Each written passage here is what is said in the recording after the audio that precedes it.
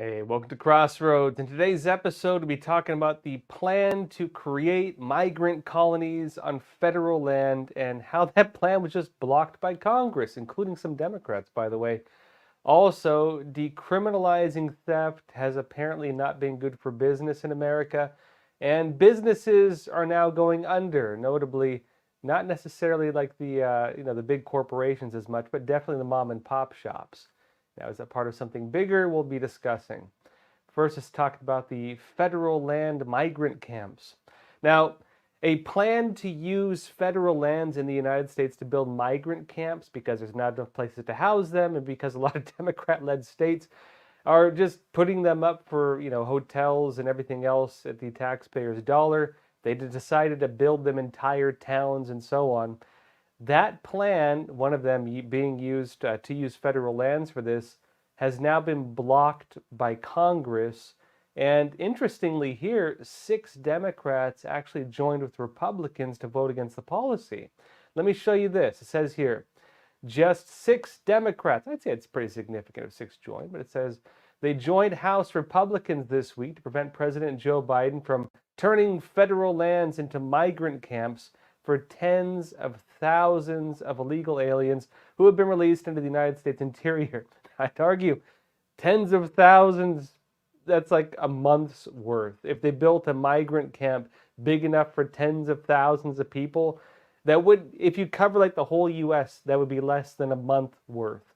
And so this wouldn't actually house that many compared to how many are coming into the United States right now.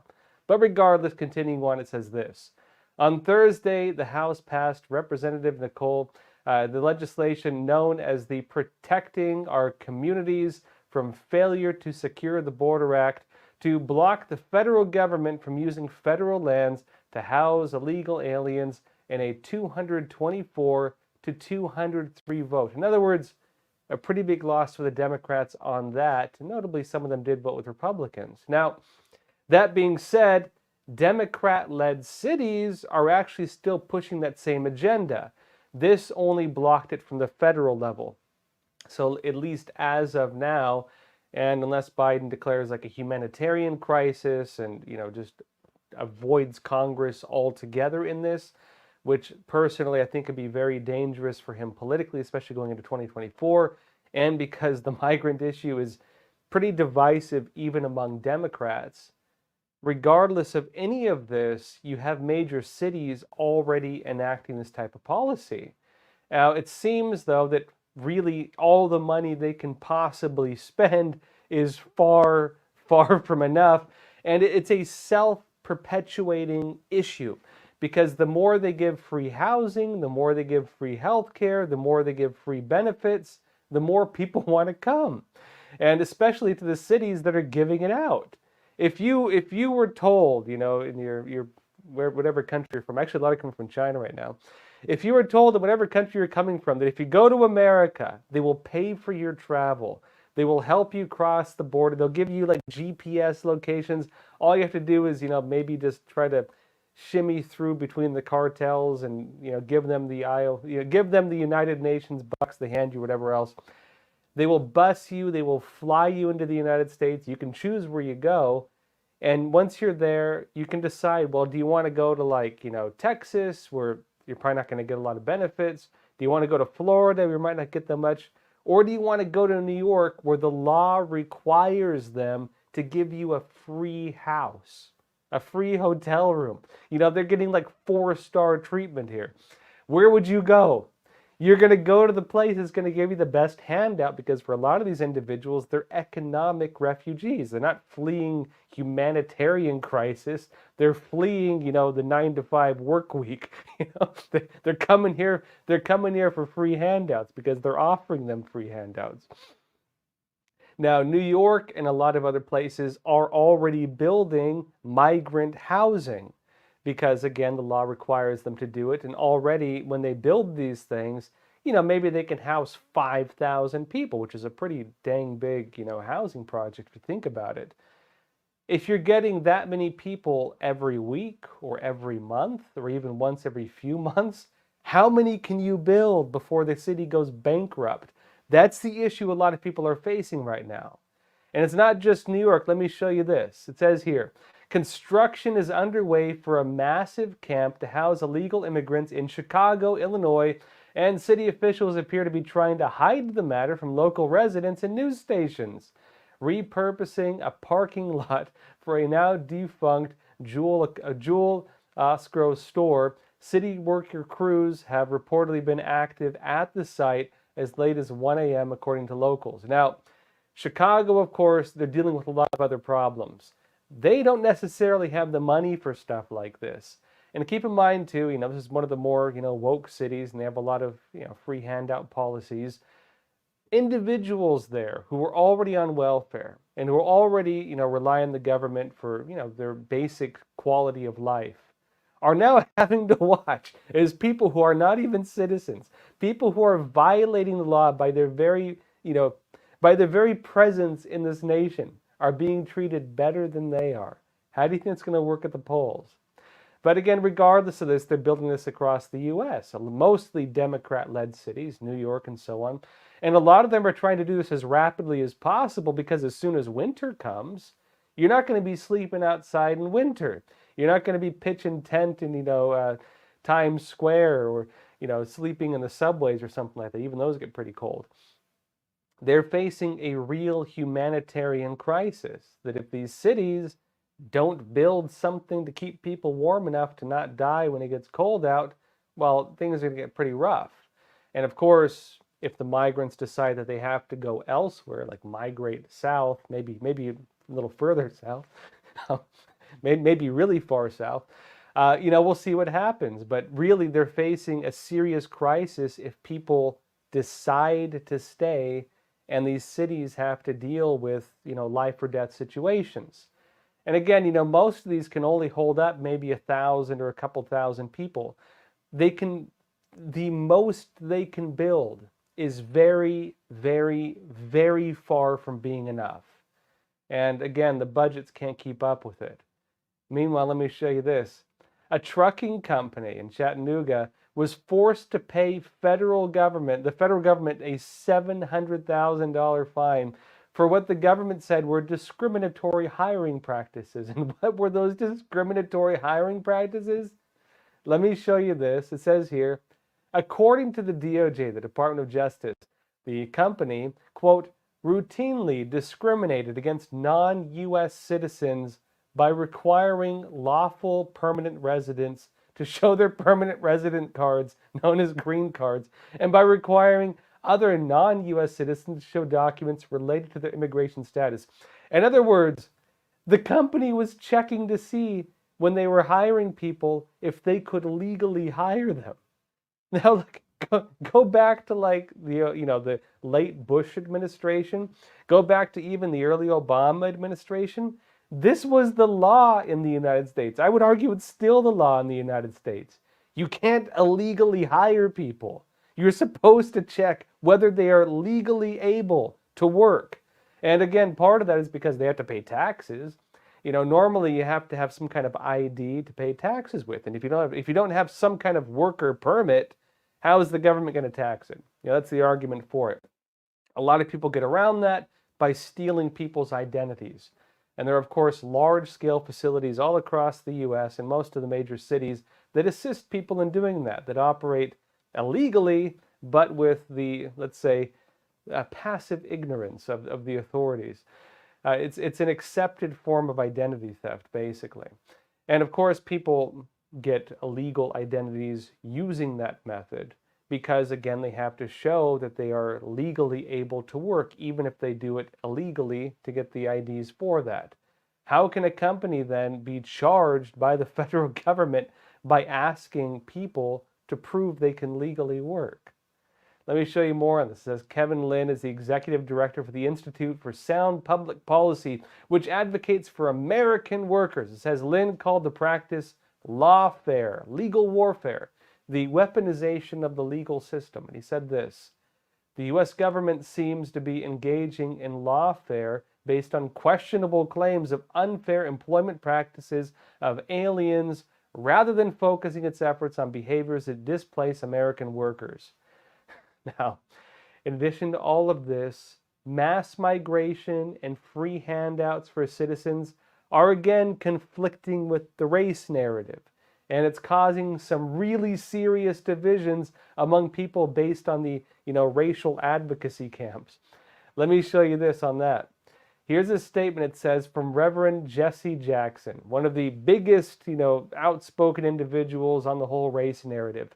Again, whose advocacy for sanctuary cities put his hometown in a pretty big mess in the first place. It says this: Reverend Jesse Jackson joined Johnson at a West Side church the same day for an announcement on expanding migrant services throughout area churches because of the lack of shelter space, and Jackson, who has long advocated for migrant rights, too, urged more action out of Washington. He said this: laws need to be enforced at the border. And he said more resources are required in cities like Chicago. You get that? Jesse Jackson of all people, is saying laws need to be enforced at the border. They have gone so incredibly far left that they're losing the support of the far left, of the normal far left. That's where things are at right now because of these contradictions developing within these policies. Now, speaking of contradictions and problems caused by them, the decriminalization of theft is actually causing a lot of businesses to go out of business. And this is also, as they go out of business, reducing the amount of tax dollars available for many of these cities that need them, for example, to pay for mass migration camps. They have less business, less taxes, they have less money. What do? Let me show you this. The BLM and leftist campaign to defund the police while pushing light on crime policies is now backfiring. Lo and behold, you defund the police, you might have more crime. And now Democrat-led cities mostly are trying to pull back the policies because they're finding that dropping support for these, or supporting these things, was damaging to the basic well-being and their tax dollars, for the average citizen. They're dropping support now even for Black Lives Matter. And they're also facing really big lawsuits, and probably a lot more going forward, over the lack of law enforcement. We have a delinquent government in some of these cities because they're not enforcing laws. They're not protecting the citizens. What is the purpose of them? If you become delinquent, if you don't serve the basic role of government, then what are you doing? In other places, businesses are just folding and going out of business because of rampant crime and theft. Here's San Francisco, one of the capitals of this. It says here, a combination antique shop, printmaker, and event venue in San Francisco is expected to be auctioned as of next year. It says the business, known as Box SF and owned by Mark Sackett, is hosted in a building that currently has a broken window, and its address, which I won't say, is next door to a drug sobering center. Not the best place you'd want to be, I assume. It says Sackett told the San Francisco Chronicle that he purchased the building at $1.575 million in 2004, but now cannot be refinanced because as many as 30 lenders have refused to help the existing $2.5 million mortgage. It says this individual, Sackett, he expects the building will be sold at a massive loss due to 6 lenders telling him they, quote, are not making commercial real estate loans in San Francisco due to the state of the city. They can't stay in business even if they want to. Here's New York, another case. It says here, retailers across New York State say there's no end in sight to the rising epidemic of organized shoplifting rings. In other words, organized crime, shoplifting rings. And it says it warns it could lead to even more store closures, increased costs to consumers, and threats of violence against store employees. It says store owners said they lost $4.4 billion in New York alone last year as a result of retail theft, which they adds to the urgency for Governor Kathy Hochul to crack down on them, and she's really not, by the way. In addition to this, now you have bodega workers arming themselves because they don't believe the police are going to protect them nor enforce the laws, even though many of them will be punished by the law ironically, rather than the thieves, if they do choose to defend themselves, as we've seen again and again in New York.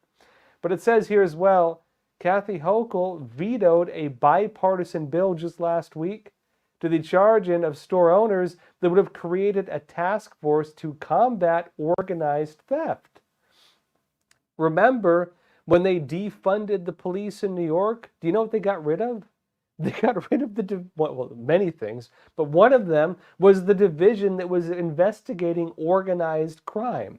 A lot of us, when we think of organized crime, we think of like the mafia, but it's not just that. It's gangs, street gangs. And now you have street gangs getting involved in what they're saying is just organized theft, where individuals get together and they raid the Apple store, or they raid the Walmart, where they raid the CVS. It's a smash and grab thing where they take everything they can. And of course, you have businesses now trying to lock up their goods because brick and mortar stores are no longer financially feasible if they're not being protected. It doesn't end there. Here's Minneapolis. Businesses in Minneapolis are facing the same policies, but the businesses are fighting back by suing. It says here, let me show you. Several stores at the location where George Floyd was killed by Minneapolis police in 2020 have sued the city, accusing the city of neglecting the area and hurting business. It says the lawsuit filed in mid-November in state court also named the mayor Jacob Frey and other officials that accuses the city of not properly policing the area since Floyd's death. In other words, they're saying the government has become delinquent. They're not enforcing laws anymore. They're not protecting businesses. They're not defending the basic rights of the average citizen. So what are they doing? It says here that this lawsuit also accuses the city of blocking the intersection that is now known as George Floyd Square with concrete barriers for more than a year after Floyd's death, keeping customers from entering. It says the combination has turned the area into a hub for violent crime, the lawsuit says. I feel sorry for the business owners.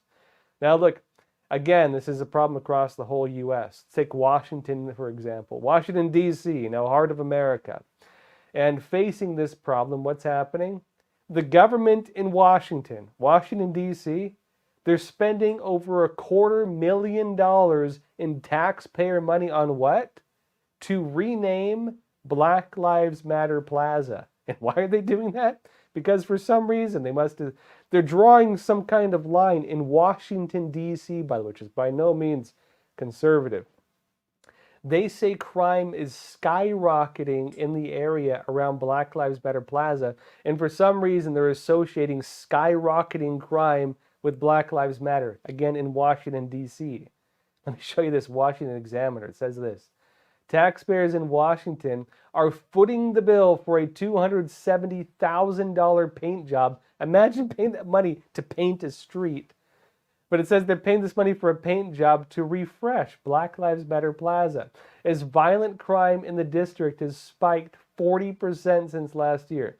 It says the move to repaint the anti-police street art, which features a 50-foot yellow letters along 2 blocks of 16th Street outside the White House, comes as the district has implemented millions in budget cuts to the Metropolitan Police Department over the past several years, and crime has skyrocketed.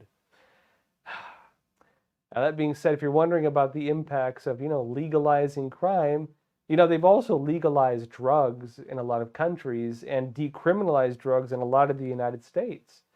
Now, one of the big thoughts with this is that, if you decriminalize drugs, people will stop using the hard drugs. And a lot of people who use drugs point to like Amsterdam, and they say, yeah, you can buy, heroin or whatever else they sell there, but people typically don't. And so many different countries and many different cities have either decriminalized or legalized drugs. And they're finding the results of that have been the opposite.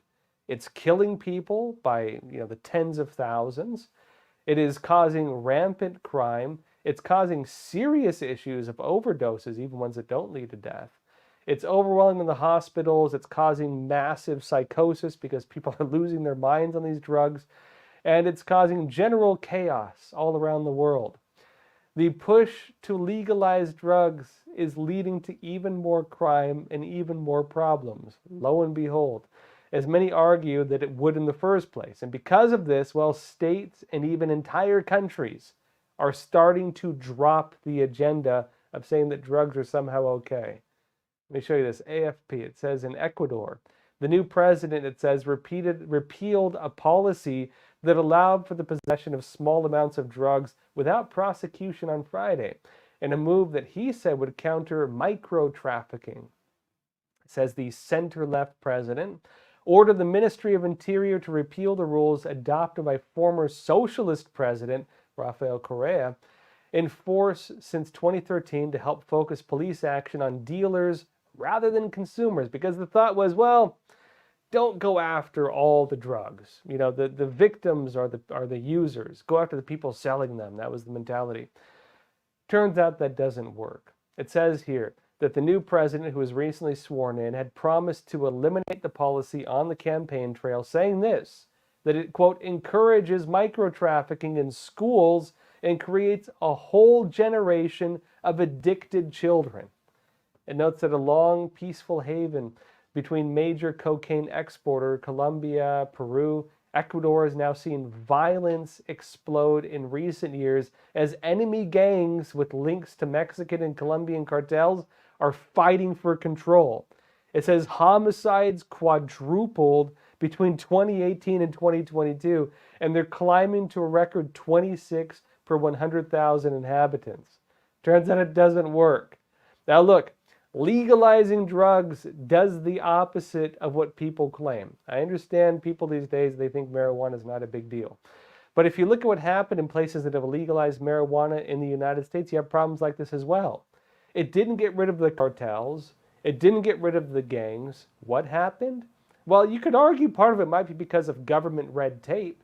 In places like California, in places like all around the Midwest, who's running the grows? It is the cartels operating now on American soil because they can do so without punishment or with just fines, or it's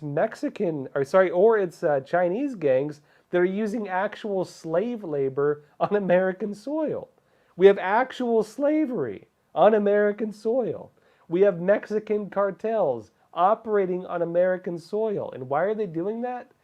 Because the cost of doing it illegally and just taking a fine is less than having to pay for the permits and other things if you do it legally. And even if you have a legal operation, you have to face death threats from your competition because they're treating the legalized business in the same way they treated the illegal business, with violent turf wars. That is now in the United States. It's no longer on the other side of the border. Now look, in addition to this, people are more addicted, not less addicted. And America and many countries in the world are now facing a really serious issue of drug abuse and your kids potentially dying by taking laced drugs.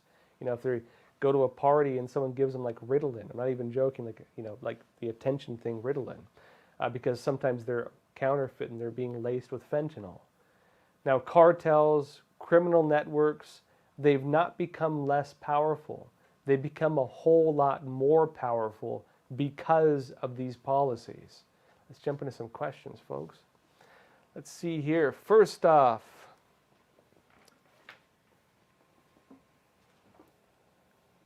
let's see. We have Biden. I'm jumping to questions now.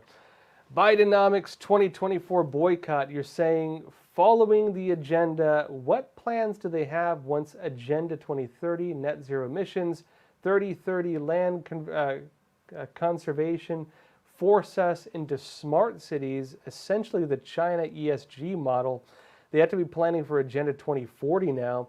Reading Agenda 21, it's shocking to see how well this plan has been executed. Let me go over a few of this because for people who haven't been keeping up on all these crazy agendas, there needs to be some background.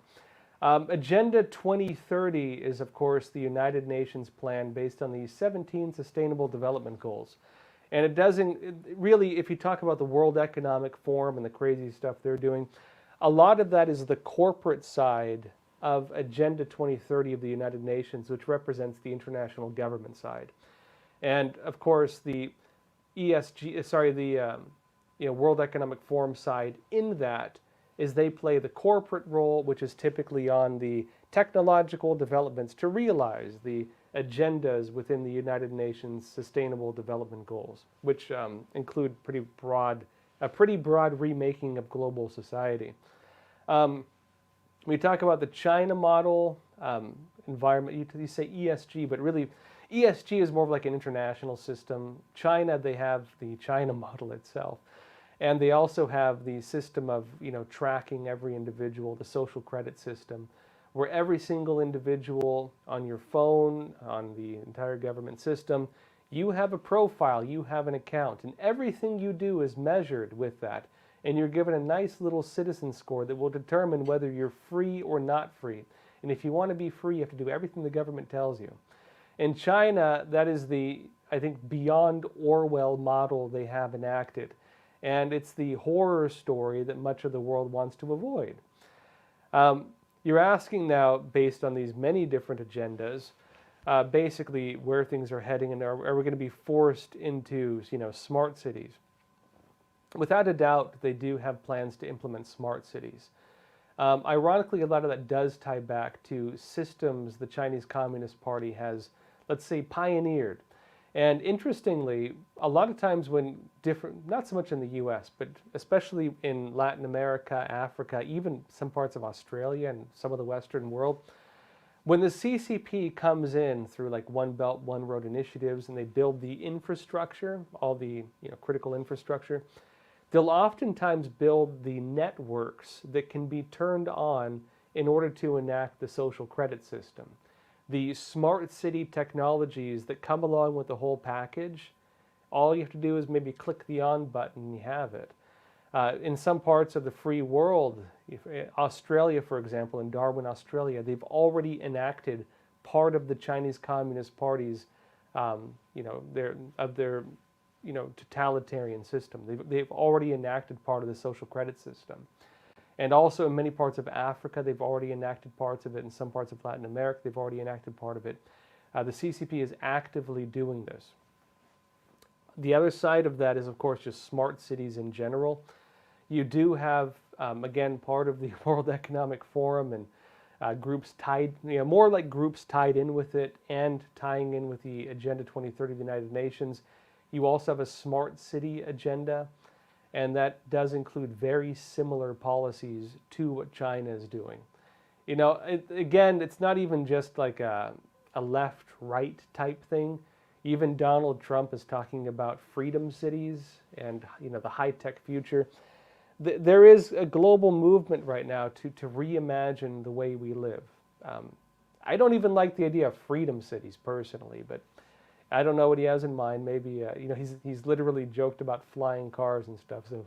So who knows how serious he is about it? But still, let's see. Janet C. Simon, you're saying migrant camps sounds like World War II concentration camps. Wonder if the migrants know. They're expecting fancy hotel rooms. One of the ironies with the illegal aliens coming into the U.S. and migrants technically. Of course, they're gaming the amnesty system.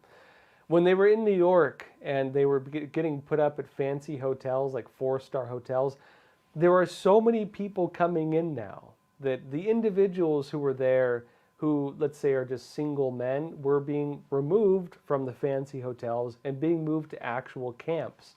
When they arrived, many of them refused to stay. Again, some of them are not even just, single males. It's even families and people saying, oh, my kid goes to school, because they put their kids in the school system. My kid goes to school, so they demand to be put back on the bus and shipped back into, central Manhattan where they have no place to stay. And when they go to these service centers, all they're offered is a free ticket to anywhere in the world other than New York, A lot of them are expecting, fancy hotels, room service, Americans for some reason footing the bill for them to be waited on at every moment of the day. And that's just the service they expect for some reason. The amount of entitlement is ridiculous. The amount to which these individuals expect us to just give them everything is ridiculous. they're not doing it with gratitude. They're doing it with expectation.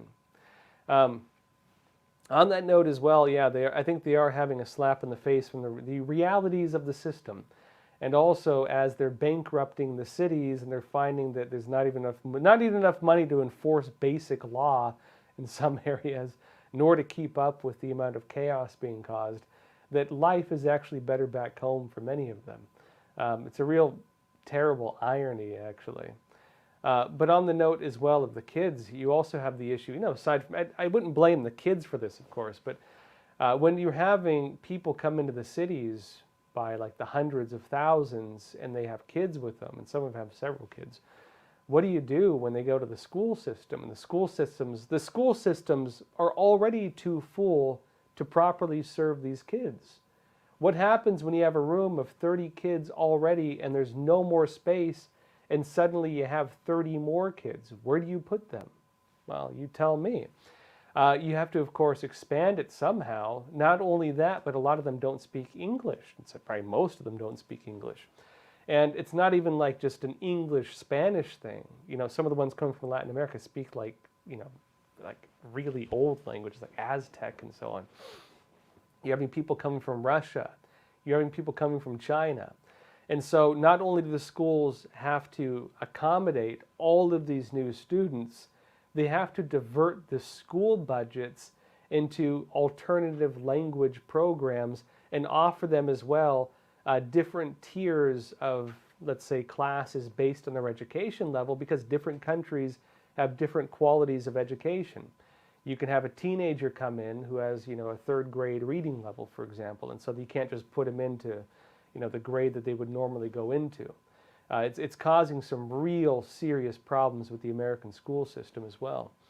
And in addition to that too, it's eliminating a lot of the after-school activities, which you might remember after-school activities were programs to make sure kids don't join gangs and get into drugs and go on the streets. Sports are, I think, a positive outlet for people. And they're having to cut a lot of those extracurricular activities, sports, and so on, in order to save money because they have to spend it elsewhere. Let's see, Camper, you're asking, I'm thankful some of the elected in Congress are finally waking up and realizing what's in the future for their future generations. It's not about their bank. It's not about their bank accounts anymore. They need to wake up and pay attention to every bill they see come across.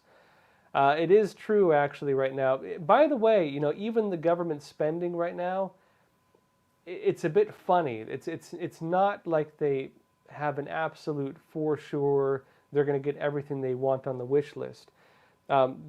Congress has not actually approved the spending bill. They've been passing kind of temporary bills to divert a government shutdown, but they're still in the process of debating the budget. And so there's a lot of federal money right now that is being limited. It's actually an interesting move for Republicans because, of course, when you refuse to sign the overall spending, when you refuse to approve everything, and you're making kind of temporary bills to divert a shutdown, you're avoiding the real crisis of a shutdown. You're avoiding the problem of service members in the military not getting their paychecks, of government employees not getting paid for their work, and of the problems that come along with a full government shutdown. But they're also not approving the further budgets to fund all of the fat, all of the random stuff, all the crazy stuff. They're not going so far as to give money for all of that. And the use of temporary bills just to avoid a shutdown rather than pass the whole budget is allowing them to essentially just keep the parts running that need to be running, and actually still a lot that don't need to be running, in my opinion, while at the same time keeping the cards in their hands to make sure that they can still have negotiations on things that we don't need as a country or just plain old shouldn't have. So that's still caught in limbo right now. Let's see, Dassy Do, you're saying, Josh, wondering, is San Francisco still beautifully cleaned up? I haven't traveled there for about a year now. When I was in San Francisco last time, it was pretty rough looking, to be honest. you didn't feel safe even like walking to you know, some of the some of like the basic stores there. Not saying the entire place is a mess. You can still find some decent spots, or don't get me wrong. But there are definitely some very seedy areas, and without a doubt, you do have pretty rampant crime that's going relatively unpunished, at least in some regards. You know, violent crime is probably a different issue, but theft, robbery, you know, vandalism, not so much. And I do hear it's gotten worse since last year, so I'm a little outdated on personal experience being in San Francisco. Judy Yakim, you're saying another point is, how will have migrant camps worked in other countries? Nobody comes to another country to be put up in a camp. Camp riots, criminal gangs, and setting up little culture between themselves is a thing. You know, setting up a little culture. Yeah, that is true, actually. Oftentimes it does lead to gangs. This is going to be interesting. It's one thing if you have refugees, or you have even people faking, you know, being fake refugees, entering a country en masse. Normally when we have humanitarian crisis or mass migration, even if, let's say, social engineered by the powers that be, take Syria, for example, where you had really the weaponization of migration into Western Europe. A lot of those people were coming from mostly the same country, or at the very least the same basic cultures. A lot of them were coming from, you know, taking Europe as an example, a lot of them were coming from Muslim countries, and a lot of them were part of the same basic group and same basic culture. When those individuals migrate in, you know, you do have a risk of them, for example, starting gangs to make money easily. You do have problems of them, maybe, you know, if you bring in that many people, you're probably going to get some disgruntled people. Without a doubt, you're definitely going to have some people who might be hardworking and do have good intent.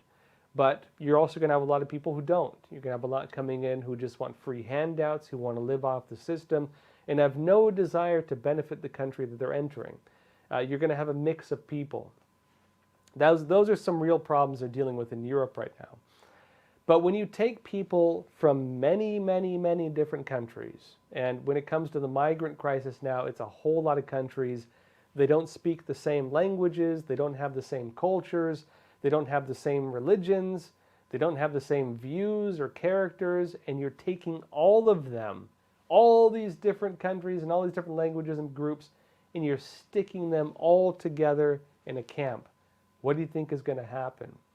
Well, the problem that you're going to risk, at the very least, is you're going to start having prison politics, where people stay divided in their own separate camps and begin competing with other groups based on that. Many people have pointed to the racial divisions that naturally, for some reason, take place in the prison system. There are some people who believe that's being done intentionally. For example, where you have the white prison population, the black prison population, the Hispanic prison population, and usually the group of mixed people like myself who are called the others, or, you know, some other group, the other category. And oftentimes they do kind of pit them against each other. You do have a lot of interracial violence that exists between the gangs, which tend to be racial based. I mean, who knows if we're going to have that problem in migrant camps? We're at the very beginning of this. But any time in history where you've had mass migration from a country, almost without fail, you do start having issues of organized crime. The Italian mafia, for example, you know, you take that as a clear example. MS-13, for example, from El Salvador.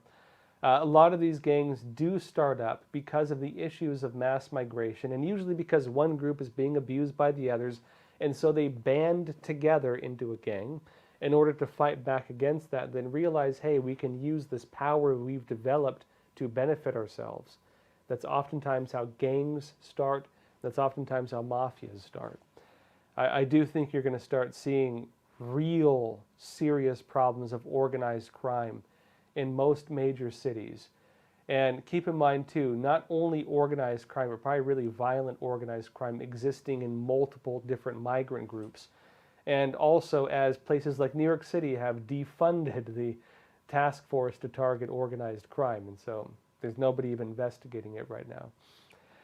Ashley from California, you're saying, what is the plausibility, likelihood of politicians agreeing and logistics of the migrants being deported? Well, let's put it this way.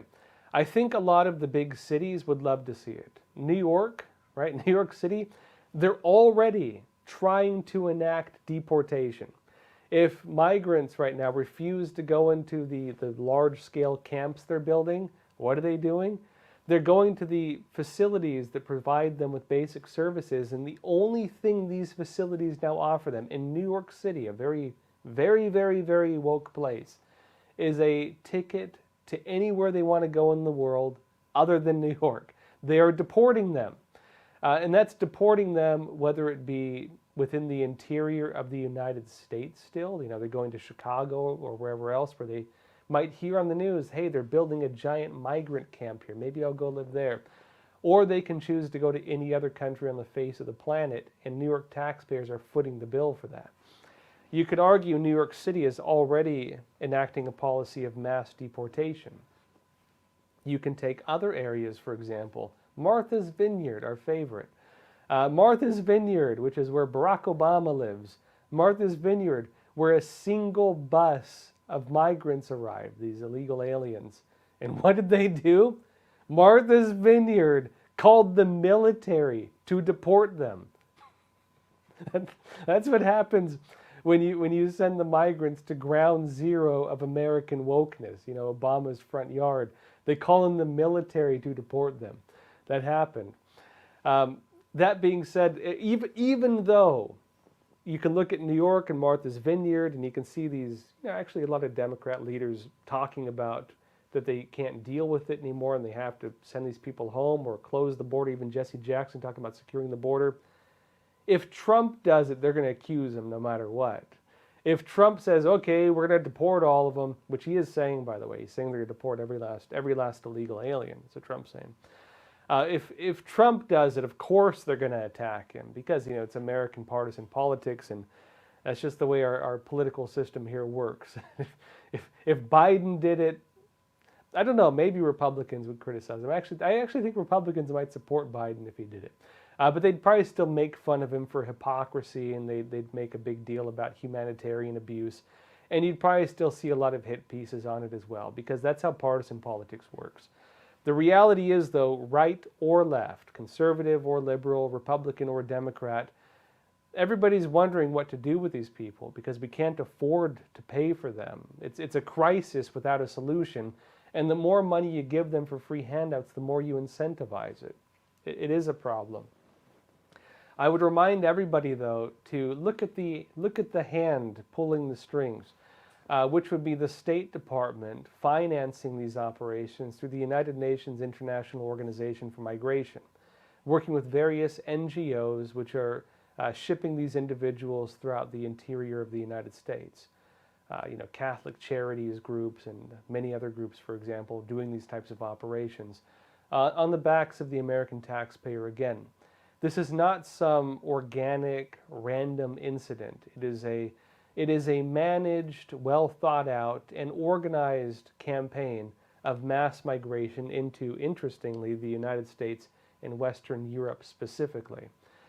Being done again through the United Nations and on the backs of American taxpayers, at least on the U.S. side through the State Department.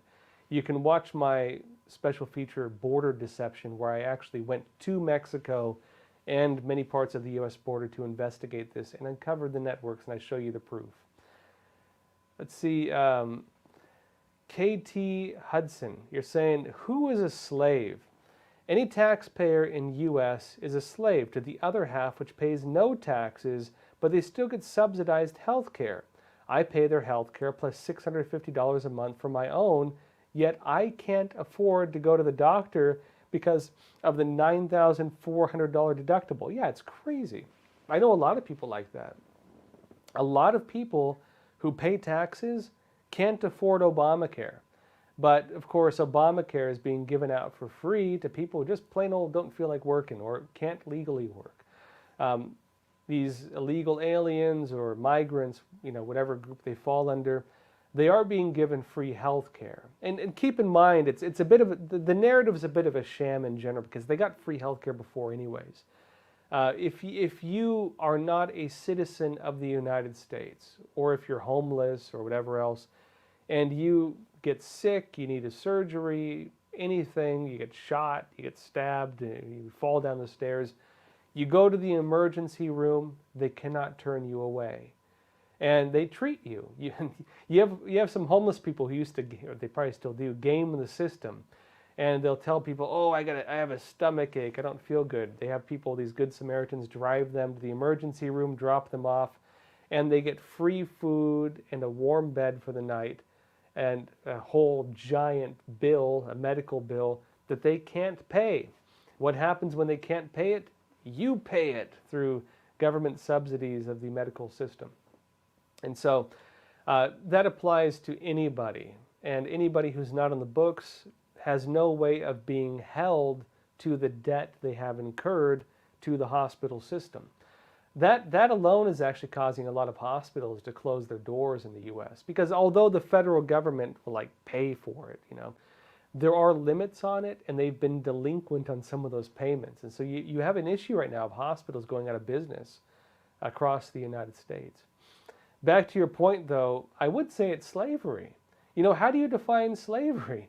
If you go to ancient Egypt, the threshold of what would define a slave, the amount of money you were taxed, is less than what we pay in taxes in many parts of the free world these days. You pay more taxes than an average slave in some ancient civilizations.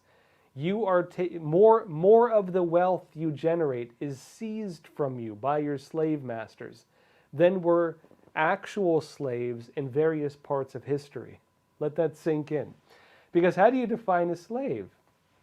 A slave is somebody who is not allowed the fruits of their labor. They work, and the fruits of their work are taken from them by the slave master or the people who own them. Now, you could argue, well, I still live pretty well. And I'd argue, yeah, I'd say the quality of life is pretty decent these days. But, you still work harder than a medieval peasant, I will remind you. And if you don't believe me, go look up the average work week of a medieval peasant and the annual work schedule of a medieval peasant in Europe. And you'll find that actually most of us work significantly harder than medieval peasants, including serfs who would be defined as slaves. And of course, a lot of that money is being thrown into various free handout programs, socialist policies that are, subsidizing people who... The problem gets to be when it's generational, where parents no longer pass down good lessons of hard work. And so you get kids born in that system who just don't know how to take care of themselves anymore. I'd say that if we keep on this track, we're going to have a serious crisis of civilization. If we keep on this track. Pat Owen, you're saying, and that said, I'm not against all taxes. I generally support more of a original founding tax system of the United States. I do believe in the basic functions of government. Don't get me wrong. I'm more of a old school constitutionalist, though, I'd say.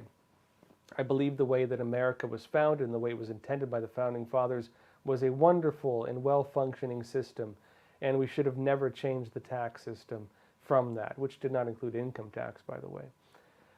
Pat Owen, you're saying, is there a way to give tax credit and status for people who take civic courses like at Hillsdale College?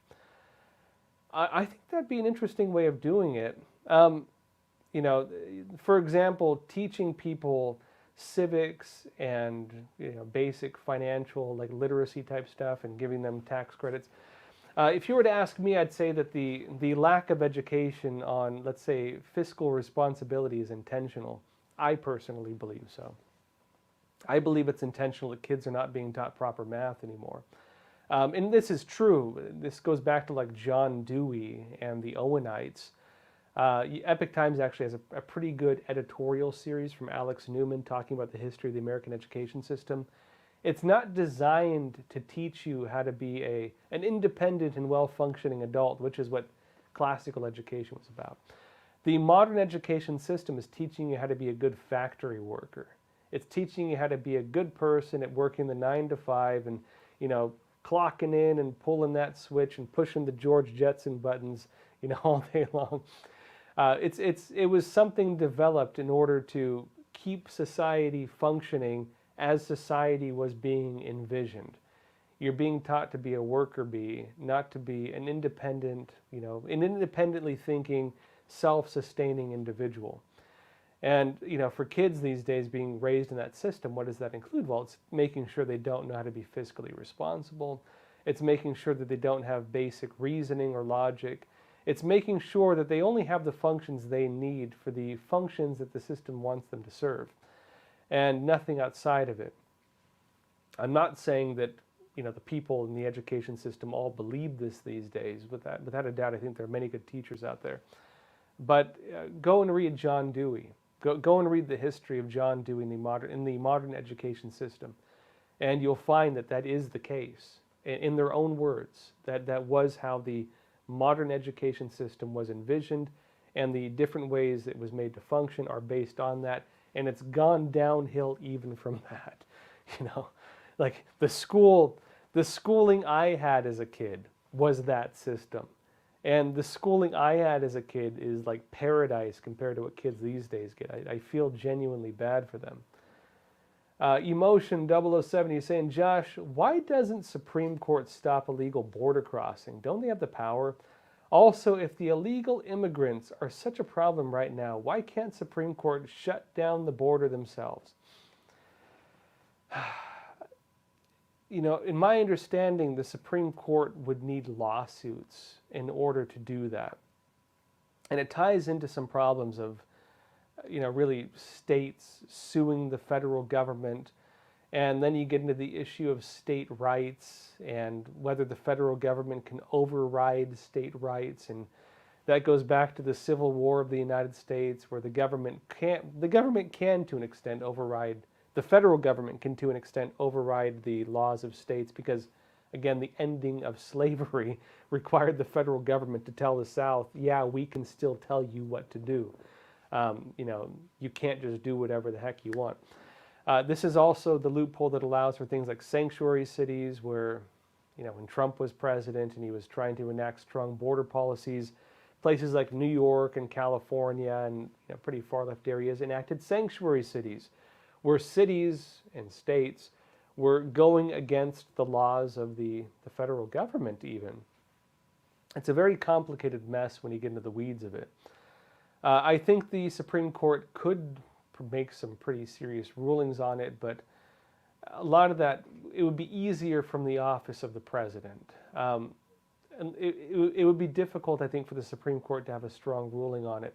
And even then, I don't know if frankly, they've already had some pretty strong rulings out of a lot of things. Remember when the Supreme Court said that Biden couldn't give student loan forgiveness? Remember that? Remember how they ruled against student loan forgiveness and Biden just did it anyway? They're not exactly following even the Supreme Court at this point. Remember when they made the ruling on gun laws need to be interpreted by the original intent of the founding fathers and the original interpretations? How well are they following that across the United States? It's going to take multiple layers of lawsuits. Not only just one big ruling that sets the standard, but many, many, many, in order to, I think, set the ship right. But of course, when Trump comes back in, he's saying he's going to just deport all of them. So, we'll see what goes on with that. Glory Days, you're saying, if you are 5 million dependent on the Gov, why are you going to ever question them or vote against anything they tell you? And yeah, that is an issue. This is something Dinesh D'Souza expressed very well in his book. I believe it was his book called The Big Lie. He did a documentary on it too, which is pretty good, but I recommend the book actually. What Dinesh D'Souza notes, because remember, Dinesh D'Souza, conservative commentator, documentary filmmaker, he was to an extent, you could argue, persecuted under the Obama administration. He was jailed for some kind of campaign finance violation, which normally is like a slap on the wrist and is normally not that big of a deal. Normally it doesn't even get punished And the Obama administration punished Dinesh D'Souza to the fullest extent of the law, and maybe even a little beyond, depending on how you interpret it, regardless. He notes this in his book, The Big Lie, and he notes something very interesting. It was either The Big Lie or Obama's America. I think it was The Big Lie.